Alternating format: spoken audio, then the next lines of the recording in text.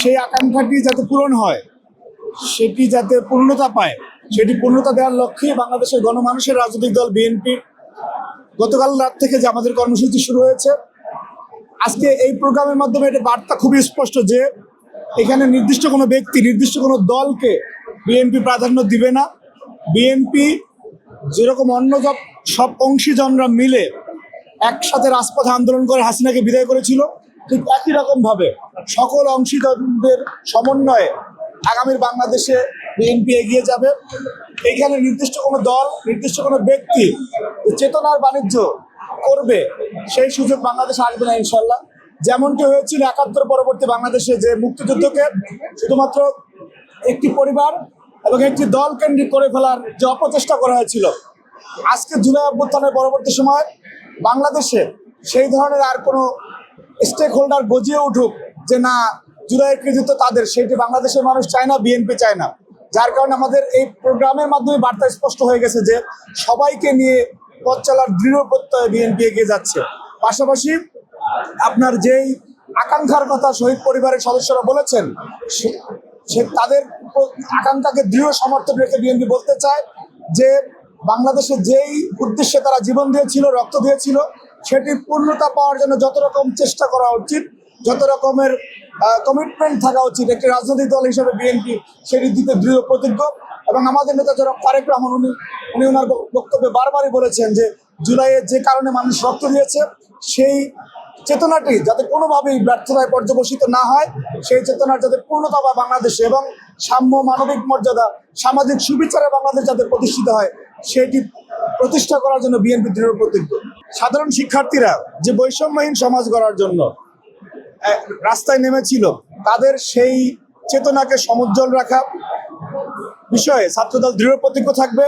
এবং সাধারণ শিক্ষার্থীরা যেটা প্রত্যাশা করে, ক্যাম্পাসগুলিতে তারা যে ধরনের রাজনীতি চায় এবং ক্যাম্পাসে কাঠামোগত নিপীড়ন বন্ধ করা, গণতান্ত্রিক সহাবস্থান থাকা, সেগুলি শিক্ষার্থীদের চাওয়া অনুযায়ী ছাত্রদল তার কার্যক্রম পরিচালনা করতে বদ্ধপরিকর। এবং সেটার প্রমাণ আমরা দিয়েছি ৫ই আগস্ট পরবর্তী সময়ে বাংলাদেশের প্রায় ২৫০০ শিক্ষা প্রতিষ্ঠানে আমরা শীর্ষ নেতৃবৃন্দ গিয়েছি।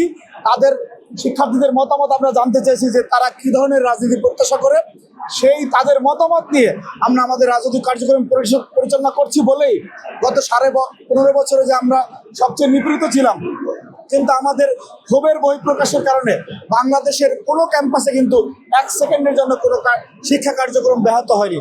অর্থাৎ আমরা যে সংস্কারের মধ্যে রয়েছি এবং শিক্ষার্থীদের পালস বুঝে এবং সেন্টিমেন্ট বুঝে আমরা আমাদের রাজনৈতিক কার্যক্রম পরিচালনা করি, তার উদাহরণ কিন্তু আমরা বাংলাদেশে তৈরি করেছি। আমাদের জায়গায় অন্য কেউ যদি থাকতো, যে এত জুলুম, এত নিপীড়ন, এত অত্যাচার আমাদের উপর হয়েছে, অনেকে কিন্তু প্রতিশোধ পরায়ণ হয়ে যেত, যেটা আগে আমরা দেখেছি। কিন্তু ছাত্রদল সেই পথে যায়নি।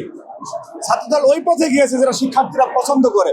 এবং আপনাদের মাধ্যমে আমরা বাংলাদেশের সাধারণ শিক্ষার্থীদেরকে আমি দৃঢ়ভাবে বলতে চাই যে আপনারা যে রাজনীতি চান, সেই রাজনীতি ছাত্রদল করবে। এবং আমাদের যদি কোনো ভুল ত্রুটি হয়, সেটা সাধারণ শিক্ষার্থীরা ধরিয়ে দিলে আমরা সেটাকে সংশোধন করে আমরা সামনে রাজনীতি পরিচালনা করবো ইনশাআল্লাহ। জুলাই সনদ তারা ঘোষণা করবে, এইটা একটা খামখেয়ালিপনা, এটা হলো আওয়ামী ফ্যাসিবাদের একটি বহিঃপ্রকাশ বলে আমার কাছে মনে হচ্ছে। কারণ হচ্ছে ওই যে কথাটি আমি একটু আগে বললাম যে আওয়ামী লীগ মুক্তিযুদ্ধকে তাদের নিজেদের সম্পত্তি বলে করায়ত্ত করেছিল এবং একটি পরিবারের সম্পত্তি বলে তারা বাংলাদেশে মুক্তিযুদ্ধের চেতনায় বাণিজ্য করেছে। ঠিক একই রকমের ইচ্ছা, অভিলাষ এবং একই রকমের টেন্ডেন্সি আমরা এই জুলাই সনদের নিয়ে যারা কথা বলছে এনসিপি নেতৃবৃন্দের মধ্যে দেখতে পাচ্ছি যে কেউ আসুক না আসুক আমরা জুলাই সনদ ঘোষণা করে দেবো। আপনাদের একার চেষ্টায় গণঅভ্যুত্থান সফল হয়নি। সেটাই যদি হতো তাহলে গার্মেন্টস শ্রমিক কি বিসিএস কার্ড হওয়ার জন্য জীবন দিয়েছিল নাকি? গার্মেন্টস শ্রমিক তো বিসিএস কার্ড হওয়ার জন্য জীবন দেয় নাই। রিক্সাওয়ালা, ঠেলাওয়ালা, শ্রমজীবী, বাংলাদেশের সকল শ্রেণী পেশার মানুষ প্রত্যেকটা পর্যায়ে পর্যায়ে এই গণঅভ্যুত্থানে প্রেরণকের ভূমিকা পালন করেছে। যেমন একটা সময় দেখবেন যে একজন রিক্সাওয়ালা দাঁড়িয়ে সেলুট দিচ্ছে, যেটা অনুপ্রেরণা হয়ে গিয়েছিল। একটা পর্যায়ে যখন আন্দোলন থেমে যাচ্ছে, সাংবাদিকরা তাদের সাহসী কলম অব্যাহত রেখেছিল। অনেক ফুটেজ আমরা যেটা সাংবাদিকদের মাধ্যমে পেয়েছি, সেই ফুটেজটা যদি না আসতো তাহলে কিন্তু আন্দোলন ত্বরান্বিত হতো না। আবু সাইদ যে বুক চিতিয়ে দিয়ে কি হাত প্রসারিত করে যে বন্দুকের নলের সামনে দাঁড়িয়ে গেছিল, ওইটা কোনো সংবাদকর্মী যদি সামনে নিয়ে আসতো তাহলে কিন্তু গণঅভ্যুত্থান ত্বরান্বিত হতো না, মানুষের মনে সে চেতনা জাগতো না, মানুষ ক্ষোভের বহিঃপ্রকাশ রাস্তায় দেখাতো না। সুতরাং এইখানে সকল স্টেক হোল্ডারদের, বাংলাদেশের সকল শ্রেণী পেশার মানুষের প্রত্যক্ষ এবং স্বতঃস্ফূর্ত অংশগ্রহণে গণ অভ্যুত্থান সফল হয়েছে। আজকে যদি জুলাইয়ের সনদ নিয়ে এনসিপির নেতাকর্মীরা এই ধরনের বক্তব্য দিয়ে থাকেন যে কেউ না আসুক আমরা করে যাব, সেটা একটা আওয়ামী লীগের স্টাইলের বক্তব্য বলে আমার কাছে মনে হচ্ছে। অবশ্যই জুলাই সনদ হওয়া উচিত এবং সেটা তো সকল অংশীজনের মতামতের ভিত্তিতে, পরামর্শের ভিত্তিতে হবে। হঠাৎ করে তাড়াহুড়া করে আপনার শুধুমাত্র এনসিপির নেতাদের বক্তব্য হলে সেটা বাংলাদেশের সাধারণ মানুষের কাছে গ্রহণযোগ্য হবে না। এই কারণে সকল অংশীজনের মতামত নিয়ে জুলাই সনদ এবং যেটা জাতীয়ভাবে করণীয় সেটা হলে আমার কাছে মনে হয় সেটা ভালো হবে। Thank you.